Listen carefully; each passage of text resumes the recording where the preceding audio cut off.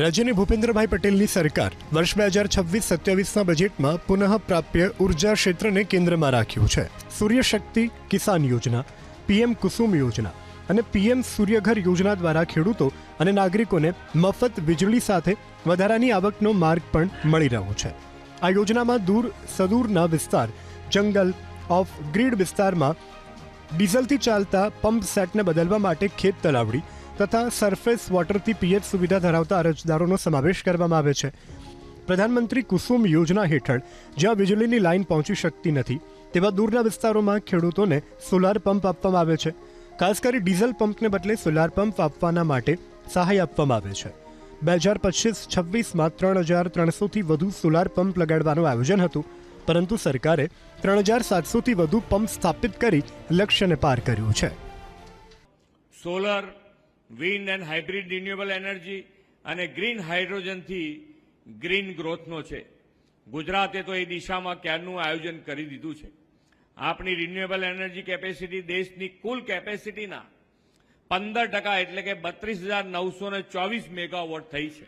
3 લાખથી વધુ ઘરોમાં સોલાર રૂફટોપ યોજનામાં ગુજરાત બહુ આગળ નીકળી ગયું છે। લોકોના વીજ બિલનું ભારણ નહિવત કરવાના લક્ષ્ય સાથે પીએમ સૂર્યઘર મફત વીજળી યોજના શરૂ થઈ છે અને તેમાં પણ લગભગ 42%ના યોગદાન સાથે સમગ્ર દેશમાં ગુજરાત અગ્રીમ। અરવલ્લી જિલ્લાના ખેડૂતોએ પીએમ કુસુમ યોજનાને આવકારી છે। જિલ્લામાં ખેડૂતોએ સોલાર પેનલ લગાવતા રાત્રે ખેતીવાડી કામમાંથી મુક્તિ મળી છે, તો વીજળી બચાવી આવક પણ મેળવી રહ્યા છે। આ યોજનાની સહાયથી ખેડૂત તેની જમીન પર સોલાર પેનલ લગાવી વીજળીનો ઉપયોગ ખેતી માટે કરી શકે છે। આ સાથે જ વધારાની વીજળી પેદા કરી ગ્રીડ પર મોકલી અને કમાણી પણ કરી શકે છે। આ યોજનાની વિશેષ બાબત એ છે કે સૌર પ્લાન્ટ સ્થાપવા માટે ખેડૂતને માત્ર 10% રકમ જ રોકાણ કરવાની હોય છે, બાકીના 90% ખર્ચ સરકાર અને બેંક કરે છે। આ યોજના અંતર્ગત ખેડૂતોને સબસિડી પર સોલાર પેનલ આપવામાં આવે છે। કુસુમ યોજના અંતર્ગત સોલાર પેનલ લગાવવા માટે ખેડૂતોને તેમનું Aadhaar card, ration card, Aadhaar card સાથે લિંક મોબાઈલ નંબર, બેંક પાસબુકની કોપી, પાસપોર્ટ સાઇઝનો ફોટો અને ખેડૂતોને તેમની ખેતી સંબંધિત ડોક્યુમેન્ટ આપવાના હોય છે।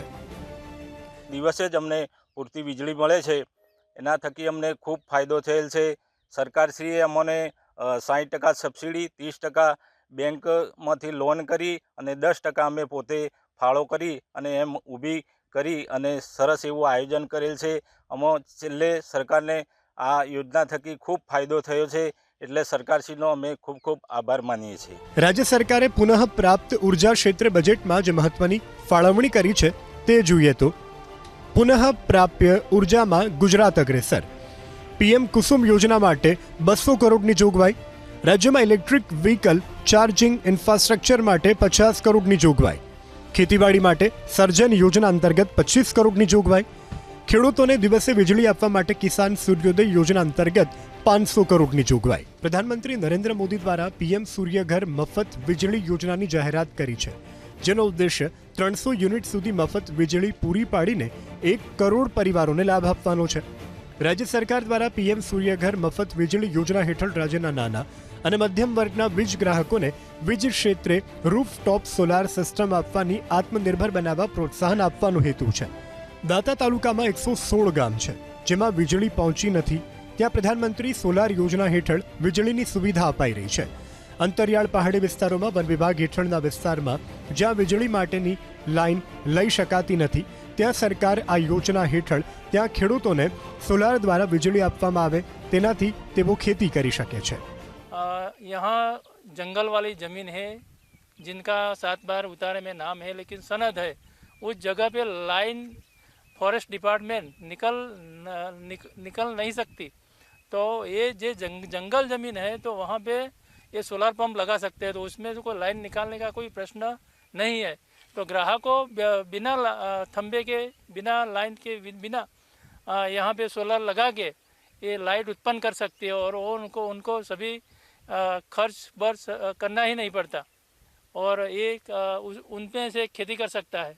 પ્રધાનમંત્રી નરેન્દ્ર મોદી પુનઃ પ્રાપ્ત ઉર્જા ક્ષેત્રના વિકાસ પર ભાર મૂકી રહ્યા છે, ત્યારે પ્રધાનમંત્રીના વિઝનને અમલી બનાવવા માટે મુખ્યમંત્રી ભૂપેન્દ્રભાઈ પટેલની સરકાર કટિબદ્ધ છે, જેની ઝલક ગુજરાત રાજ્યના બજેટમાં પુનઃ પ્રાપ્ત ઉર્જાના ક્ષેત્રમાં કરોડો રૂપિયાની ફાળવણીથી સ્પષ્ટ થાય છે।